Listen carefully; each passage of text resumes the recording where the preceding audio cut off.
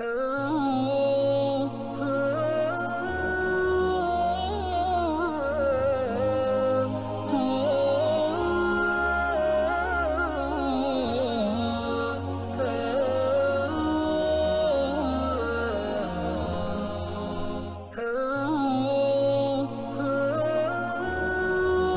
bila kita nak berjaya kalau orang macam ni? Tuan-tuan balik kan buka Facebook saya ni, Ustaz Muhammad Kazim yang public figure macam tu. Buka yang saya post malam tadi, baca nama dia, Aina Sophia, aku nak benda nama dia. Bila orang hentam dia, cara dia tegur tak kena, orang tibai dia marah balik. Inilah style saya. Saya jenis tanya betul terang. Ini style saya. Lah dia marah pula. Saya kata sedari, muhasabah lah. Sepatutnya sedari lah yang muhasabah, bukan saya. Saya open, orang nak tegur lah. Semua saya cerita, saya menjawab. Saya menjawab apa yang orang tohmah pada saya. Ini tuan-tuan, bila kita faham, tuan-tuan buat kerja agama, buat je. Sebab tu saya kata pada dekan tadi, saya kata tuan, doktor, saya buat. Yang benda orang yang tak buat, saya buat. Alhamdulillah. Sekarang orang pakai ikut. Saya rasa bangga. Al-Barakah adalah pondok moden yang nombor 1 di Ipoh, di tengah-tengah bandaraya Ipoh. Selepas ini sudah wujud 3 pondok moden yang baru. Bukankah itu terbaik? Buat tuan-tuan. Kena buat satu benda yang baru, kita buat. Yang orang lain tak boleh, tak pernah buat, kita buat. Itu bukan nama dia riak, itu nak mengajar. Kalaulah langsung tak boleh menunjuk cara buat ibadat, macam mana orang nak buat sembahyang? Ni aku dah ajar pada kamu cara-cara tawaf. Ustaz, sabar, tu menunjuk tu. Astagfirullah. Itu macam mana kamu nak ikut? Yang saya cerita macam ni tuan-tuan, saya ni buat sekolah pondok, jom kita buat. Boleh lah mana-mana yang dah habis belajar universiti. Bukan maknanya mesti makan gaji. Jangan tuan-tuan anggap lepas ni aku nak kerja apa, aku nak kerja apa, aku nak kerja apa. Cari kayu, cari kayu. Cari kayu, cari kayu. Jangan anggap macam itu. Kita masuk universiti bukan nak cari makan dengan pekerjaan makan gaji. Tak. Jom. Tuan-tuan di sini ada ilmu, dapat kemahiran, dapat kebijaksanaan, dapat ni membuka minda. Jom buka sekolah pondok macam saya. Berapa banyak tanah-tanah di kawasan kita, di kampung kita, di kampung halaman kita yang berekar-ekar, yang hutan banat, pisang tak jadi, tanam getah tak jadi. Jom buat pusat pengajian. 5 anak muda tubuhkan pusat pengajian. Boleh buat bah? Masya Allah. Saya seronok. Saya nak ngajak tuan-tuan yang adik-adik di Mesir. Bila saya buka sesi soal jawab bersama dengan mereka, Ustaz, soalan saya sudah 7 tahun mengikuti bahagian tahfiz dan qiraat di sini. Soalan saya, apakah jaminan pihak kerajaan kepada saya apabila saya pulang ke Malaysia untuk mendapat pekerjaan? Itu soalan dia. Saya pun jawab. Saya kata saya tak boleh jawab soalan ni sebab saya bukan wakil kerajaan. Macam mana saya nak jamin kerja untuk awak? Saya adalah penceramah, dijemput untuk ceramah pada tuan-tuan. Yang kedua, soalan ini tak patut ditanya. Kalau kamu nak kerja, saya kata, balik ke Malaysia, jumpa saya, jom kita bangunkan tanah kelapa sawit. Berapa banyak tanah-tanah wakaf yang dibiarkan kosong, yang tak dikerjakan. Kita pergi ke Jabatan Agama, cari senarai tanah wakaf, buat proposal, buat kertas kerja, buatkan kerjasama dengan Jabatan Agama, jom kita tanam kelapa sawit. Sahabat saya balik pada Mesir, dia ada 400 ekar kelapa sawit. Dia ambil tanah-tanah wakaf masjid dan sekolah agama rakyat yang tak dimajukan, 400 ekar kelapa sawit tuan-tuan. Saya pergi rumah dia baru ni, Masya Allah, pekerja Indonesia dia berpuluh orang. Lori dia ada, dia punya Hilux ada 4 biji. Belum masuk Mercedes dia lagi tuan-tuan. Mengaji 7 tahun di Mesir, balik jadi toki kelapa sawit. Ni dia kata, Ustaz, kami nak besarkan lagi sampai 600 ekar, ada lagi 200 ekar tanah wakaf yang tak dibangunkan, Ustaz, kita nak tanam kelapa sawit. Tuan-tuan, Jangan cakap tentang rezeki. Rezeki Tuhan bagi. Yang pentingnya tuan-tuan jaga iman tuan-tuan. Tuan-tuan berusaha gunakan akal. Allah bagi dorong rezeki pada tuan-tuan. Allah dorong. InsyaAllah. Jom tuan-tuan. Tujuan saya cerita ni bukan saya nak bangga. Saya nak bagi tahu pada tuan-tuan betapa luasnya rezeki di bumi Allah Ta'ala ni. Khususnya bumi Malaysia. Jadi jangan tuan-tuan takut bila keluar UiTM nanti aku nak kerja apa, aku nak kerja apa, aku nak kerja apa. Jangan takut. Tuan-tuan tak ada kerja apa, jom jumpa saya besok. Saya tunjuklah peluang kerja. Berlambak tuan-tuan. Saya ada kawan nama dia Makbul, orang Bangladesh. Dah 16 tahun duduk di Malaysia tuan-tuan. Kaya raya Bangladesh ni. Dulu dia kerja dengan orang. Sekarang orang Melayu kerja dengan dia buat rumah. Kalau Bangla tadi tuan-tuan, mai yang dia tahu hijau ke merah ke. Mula-mula kerja sisi minyak, hijau ke merah ke. Dulu-dulu ni. Sekarang dia jadi bos. Jom tuan-tuan, rezeki murah. Rezeki murah. Tuan-tuan jadi apa yang Quran sebut? Tuan-tuan jadi toki besi juga. Jadi toki besi, al-hadid, hadid. Dan Allah sebut dalam Quran. Majukan diri tuan-tuan. InsyaAllah Allah pelihara. Yang ketiga, dengan sebab tuan-tuan beriman, Allah Ta'ala akan bagikan kepada tuan-tuan rezeki tadi. Tadi Allah pelihara. Allah pelihara tuan-tuan. Fitnah taklud, apa benda taklud, Allah akan naikkan tuan-tuan. Yang ketiganya rezeki. Dan tuan-tuan kena ingat, rezeki bukan minum semata-mata, makan minum semata-mata, bukan kerja duit semata-mata. Rezeki ni luas sangat. Pertama, rezeki sihat. Apa makna banyak duit kalau sakit? Duit dalam dompet ni duit semua. Tolak IC, tolak apa kad kredit, semua duit.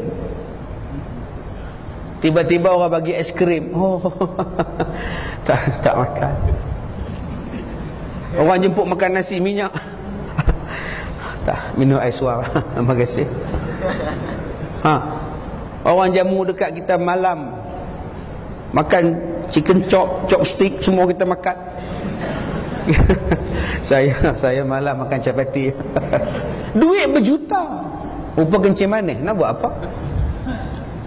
Yang kita nak sihat. Sihat ni tuan-tuan, bukan kata ais krim, durian, bunga ni pun boleh makan. Ni bunga ni, buah atas kek. Dia ingat kek, dia makan bunga ni, prok dia makan. Kalau sihat. Sebab tu rezeki paling besar ialah rezeki sihat. Allah bagi sihat pada kita. Sihat, naik tangga masjid boleh. Tapi kalau sakit, jom tuan-tuan cari rezeki sihat. Alhamdulillah, saya kegemaran saya berjalan. Famshu fi manakibiha, jalan. Tambah tuan-tuan duduk universiti ni, kalau agak-agak boleh berjalan-jalan je lah. Kalau jauh dekat 10 km naik motor lah. Saya berjalan tuan-tuan. Saya pergi hospital berjalan. Saya pergi ceramah berjalan. Naik tangga berjalan. Tangga hospital 7 berjalan. Saya duduk di Mekah tingkat 11 saya berjalan. Naik tangga. Saya tak naik lift. Nombor 1 saya tak naik lift sebab lift 1 yang nak naik 400 orang. Nak tunggu. Elok kita nak masuk, orang tua datang. Letih benar ustaz. Oi, makcik lah dulu makcik. Bila pula lah aku nak naik, habis aku naik tangga. Tobat lahut makcik ni tak ikut dah. Sebab tu saya punya style naik tangga. Saya tak mau berebut dengan orang. Di hospital kadang-kadang liftnya 6, yang nunggunya hak sakit. Kita duduk tunggu lama dah, troli sampai. Tangan kangkang, kaki tegang. Bagi dia dulu, takkan kita nak duduk atas dia pula. Tumpang mana boleh. Yang keduanya sebab saya nak sihat. Saya suka berjalan. Setakat tingkat 10, tingkat 8, tak apa. Driver saya pun faham dah. Memang saya suka berjalan. Dengan dia pun naik tangga sekali. Tu yang saya cakap ceramah dekat Wisma Perkeso 3-4 bulan lepas. Tingkat 18 atas sekali tu. Driver tanya, Ustaz, naik tangga ke? Belum tahan tangga 18. Tingkat 18 tu. Perli aku pula. Tingkat 8 boleh gagah, 18 merehat setengah jam boleh ceramah. Yang keduanya nikmat lapang. Lapang masa. Allah bagi lapang dekat kita tu rezeki Allah bagi. Dia tak kelang kabut. Kerja dia senang. Rumah tangga dia senang. Tak ada apa, lapang hidup dia. Ada kereta yang lapang, ada rumah yang lapang, isteri pun lapang. Anak-anak pun melapangkan hati dia. Itu rezeki. Yang ketiganya rezeki dapat kawan-kawan yang bagus-bagus. Tuan-tuan, jadilah orang yang hebat-hebat, yang penuh keimanan. Allah hantar pada tuan-tuan kawan-kawan yang boleh bantu tuan-tuan. Tapi kalau tuan-tuan tak beriman, Allah tak jaga tuan-tuan, kawan-kawan datang mengikis kekayaan tuan-tuan. Dia tipu kita, macam-macam benda dia tipu sebab kita membina kejayaan kita tanpa keimanan. Orang cuma nak tengok kita jatuh, orang takkan bagi kita naik. Tapi kalau kita penuh keimanan, Allah hantar kawan-kawan yang boleh backup. Kamu pergi dulu, Hussein pergi dulu Hussein. Kita tunggu sini, kita tunggu kita backup. Ini kawanmu tak guna juga. Kerja nak bakar je tuan-tuan, roja dia. Kita bakar je. Ni jahat orang ni tuan-tuan. Jangan tiru orang macam ni. Yang keempat, nikmat kelapa, nikmat yang Allah Ta'ala bagi, rezeki yang Allah Ta'ala bagi pada kita, rezeki keluarga, orang rumah kita yang dipanggil sebagai sakinah, ketenangan Allah bagi. Banyak orang yang berjaya tapi rumah tangga dia tidak berjaya. Sebab itu saya minta pada tuan-tuan, kejayaan ini dia bukannya datang dengan begitu senang. Tuan-tuan boleh berlari sekarang, tuan-tuan boleh jadi juara UiTM 100 meter, Sokan UiTM Malaysia. Tuan-tuan boleh jadi Johan pidato, boleh bercakap di antara universiti. Tuan-tuan boleh jadi Johan juara dalam kecemerlangan penciptaan. Sebelum tuan-tuan berjaya macam sekarang, tuan-tuan bermula daripada orang yang rebah. Mula-mula menangis, kemudian menerak. Bila dah menerak, nak bangun angkat punggung, kemudian baru boleh merangkak. Bila nak merangkak, mula nak pegang dinding, nak berdiri. Nak berdiri jatuh terlentang. Pegang sana, nak berdiri tu pegang merata. Lama-lama anak tunggu di sini, mak tunggu di sini. Anak di sana, mak di sini. Mai adik, mai, naik. Adik pun berjalan 2-3 tapak. Elok nak rebah, mak sambut. Ayah, adik dah boleh jalan 3 tapak, kata mak. Mak punya excited. Yang bapak layan anak dia, kita tak layan. Selagi aku lari bertapak-tapak, dia tahu. Pak marah kat mak pasal mak duk layan budak. Mak excited. Mak ni tuan-tuan, kita duk dalam perut dia, kita tendang perut dia pun dia excited. Abang tu dia tendang. Tendang tak sakit, sebab tu. Tapi mak tu, ya Allah, abang geli dia tendang lain. Bapak selama rock tuan-tuan, tengok Undertaker lawan The Rock. Bila anak tu dah boleh berlari 4-5 tapak, mak ngundur ke belakang. Elok nak ambil, dia ngundur belakang, mak ngundur. Akhirnya budak tadi boleh berjalan, rebah. Sekarang dah jadi Usain Bolt, dah jadi Tyson Gay tuan-tuan. Dah lah Tyson Gay pula. Subhanallah. Dah boleh jadi orang yang paling laju lari dalam dunia. Berjayanya kerana apa? Bermula daripada rebah, bermula daripada jatuh. Begitulah tuan-tuan. Bila tuan-tuan nak berjaya, ujian banyak. Tuan-tuan kena berani. Tuan-tuan kena berani gagal untuk berjaya. Saya ulang balik. Untuk berjaya, tuan-tuan kena berani gagal. Kalau tuan-tuan takut gagal, tuan-tuan takkan berjaya. Ni bila saya cakap macam ni, katalah saya bangga pula. Payah pok-pok bodoh ni. Saya cakap tuan-tuan, saya bukan sekolah agama. Tingkatan 1 sampai tingkatan 5 saya sekolah biasa, sekolah menengah biasa ni. Bukan masa itu mana ada pelajaran bahasa Arab. Habis kuat pengajian agama Islam. Bila saya tingkatan 5 habis SPM, saya ambil result. Bila pergi ambil result tu, tengok SPM masa tu grade 1. Grade 1. Saya tengok dekat papan kenyataan, hak saya je nombor 1, pelajar terbaik sekolah, pengetua mai, tepuk belakang, tahniah, bagus. Cikgu kelas pun mai, bagus. Dia pegang kepala, rasa macam kita skor gol. Kan bila skor gol semua pakai duk tengih kepala, tengih kepala. Ni bila cakap macam ni bangga diri pula. Okey, masa tu kawan-kawan saya masuk ITM. Masa tu ITM gayu lagi. Saya tak masuk. Ada yang masuk tingkatan 6, ada yang masuk apa nama universiti. Yang dapat 3-2 ni masuk ITM masa itu. Saya 1, saya boleh masuk universiti. Saya kata dekat mak saya, Allah yarham mak saya almarhumah, saya kata mak tak nak, saya tak nak masuk you. Tu mu nak pergi mana? Saya ni orang Batu Kurau. Orang Batu Kurau ni cakap mung. Mung orang baling gerik Kalang Hulu, Batu Kurau, Lenggong, mung. Dia cakap mung. Itu mu nak pergi mana? Nak pergi sekolah Arab. Bukannya Arab, Arab. Pergi sekolah Arab mau ngaji sekolah Arab, ambil 4 senawi. Bayangkan grade 1 pergi masuk sekolah Arab, tak tahu menatang apa bahasa Arab. Itulah nak bagi kita berjaya. Saya masuk tuan-tuan. Kawan-kawan kata hang bodoh ke? Hang gila ke? Bodoh. Kalau gitu baik hang kecil-kecil dulu masuk sekolah Arab. Tok-tok bangka pun masuk sekolah Arab buat apa?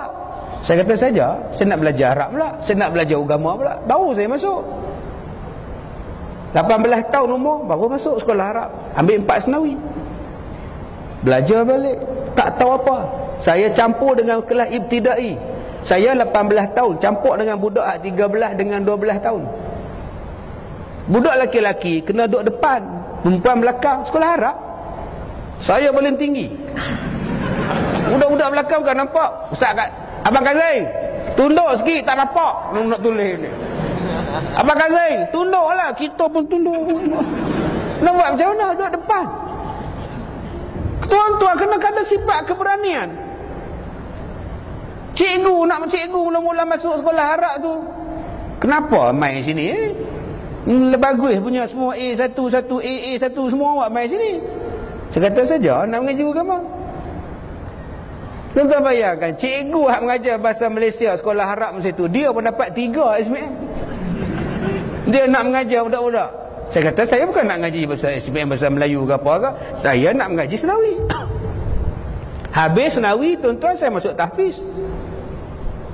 Saya masuk tahfiz. Saya target 3 tahun aku mesti hafal 30 juzuk Quran. 3 tahun clear.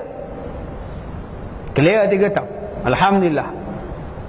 Lepas habis 3 juzuk, ambil diploma tahfiz. Habis diploma, saya kerja.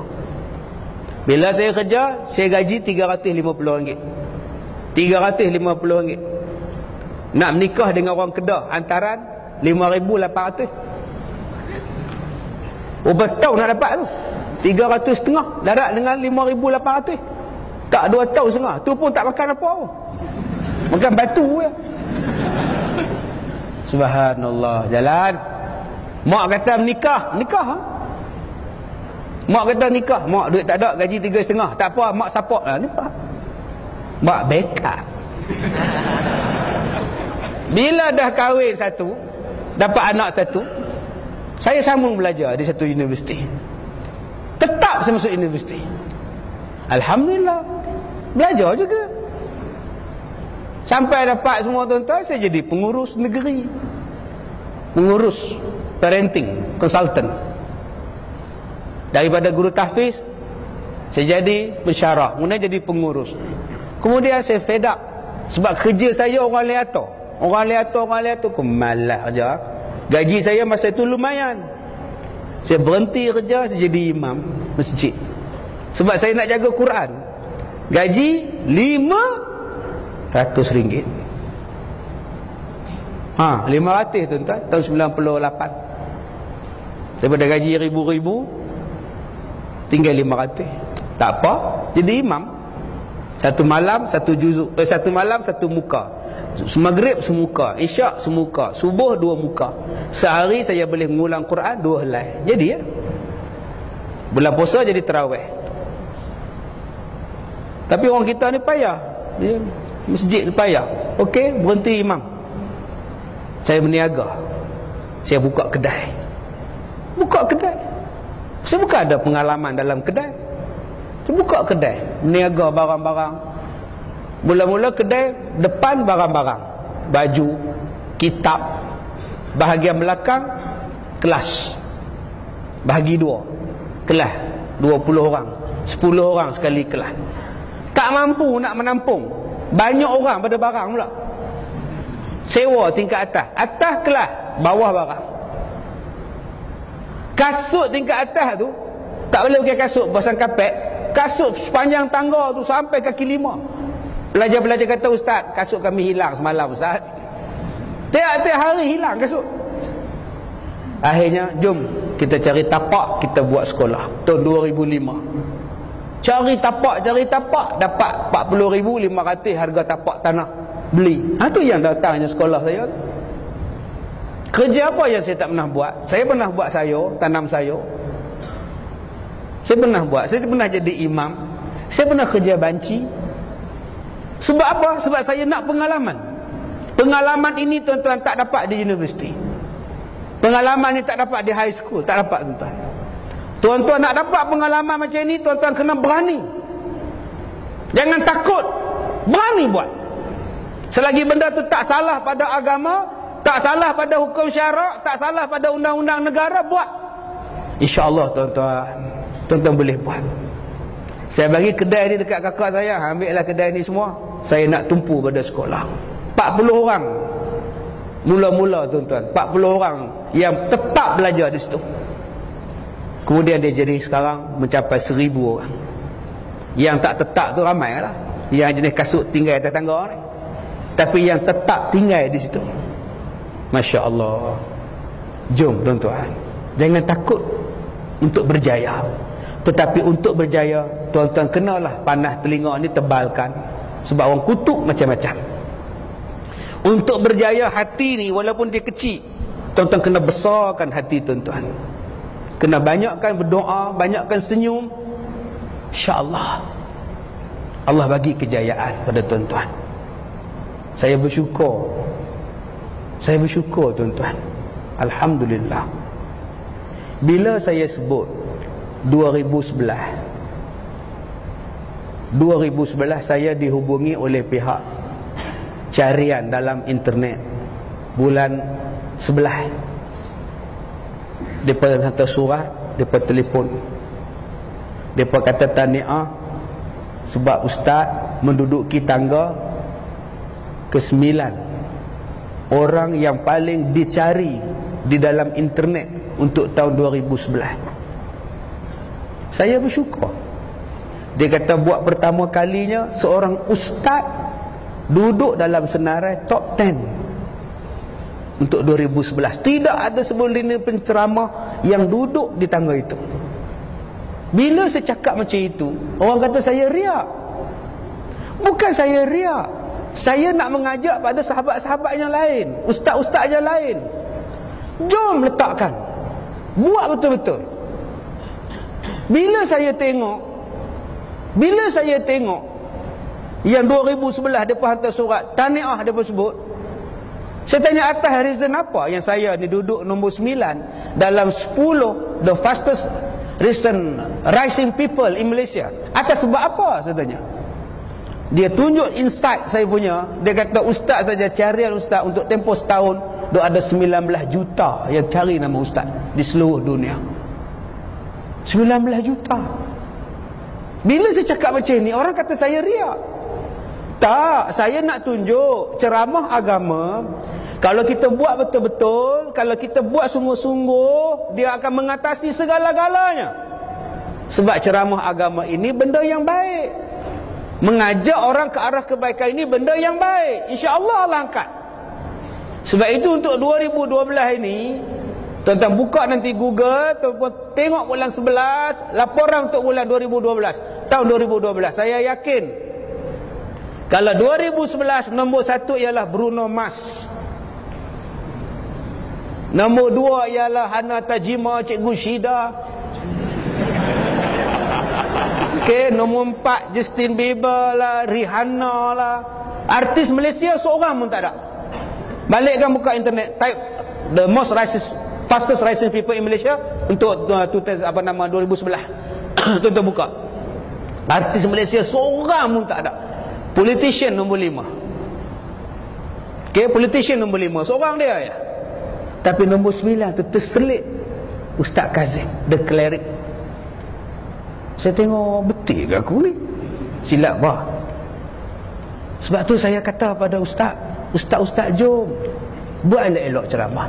Dan saya yakin untuk 2012, artis ke, Hana Tajima ke, Bruno Mars ke, Cikgu Syida ke, yang nombor 1-nya insya-Allah tuan-tuan tengok 2012. Saya yakin sangat-sangat insya-Allah tu Azhar Idrus atas sekali.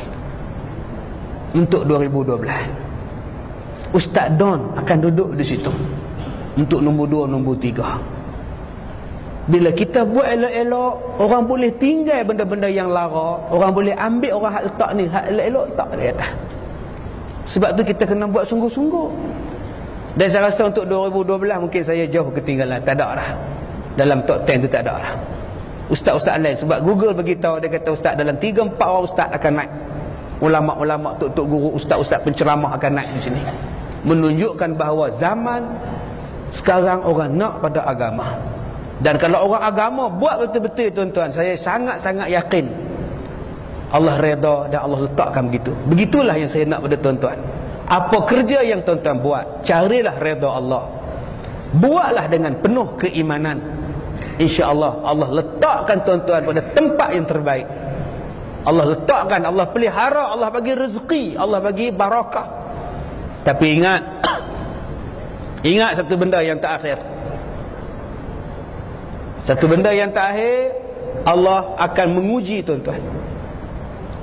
Saya Allah uji, tuan-tuan akan uji, perok akan diuji, saintis akan diuji, siapa pun akan diuji. Dan semua orang sekarang sedang diuji. Tujuannya ialah liyabluwakum ayyukum ahsanu amala, supaya Allah tahu siapakah di kalangan kamu yang paling baik amalan dia. Jadi sabar dengan ujian. Sebab itu saya tulis satu buku yang bertajuk Tuhan sedang menguji kita. Dalam buku ni saya ceritakan segala pengalaman saya sepanjang 22 tahun saya berceramah, sebaya dengan umur tuan-tuan.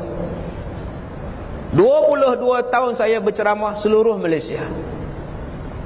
Saya ceritakan bagaimana pengalaman ditohmah, difitnah, diuji sakit, kejayaan dan sebagainya dalam sebuah buku ni. Saya rasa tuan-tuan sebagai pelajar, mahasiswa, mahasiswi, kena baca buku ni. Kadang-kadang bila saya baca sendiri, saya pun gelak, sedangkan itu adalah hasil ucapan saya dan kata-kata saya. Dia boleh menjadikan tuan-tuan yang masalah bila baca buku ni, tuan-tuan gelak. Tuan-tuan hangguk, kadang-kadang tuan-tuan geleng kepala. Saya pun kadang-kadang hangguk, sedangkan saya lupa itu buku saya. Ini buku ke-6 saya. Jadi tuan-tuan boleh dapatkan buku ni di luar, di kemah sana nanti. Tajuk dia Tuhan sedang menguji kita. Hayati elok-elok dan bagaimana cara nak berhadapan bila ujian-ujian ni sampai. Terima kasih kepada semua. Terima kasih kepada pihak penganjur. Saya nak balik pula, petang ni saya ada program di Radio Perak. Ya, petang ni insya-Allah, dan malam ni saya ada di Kuala Kangsar. Saya minta maaf jika terkasar bahasa. Wabillahi taufiq wal hidayah. Assalamualaikum warahmatullahi wabarakatuh. Wala aqwa ala naril jahim. Allah fahab li taubata wa ufir dhunubi fa innaka ghafiru dhambil azim. Ila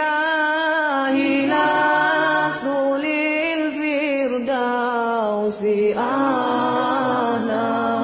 ولا أقوى على نار الجحيم الله فهب لي توبة واغفر ذنوبي فإنك غافر الذنب العظيم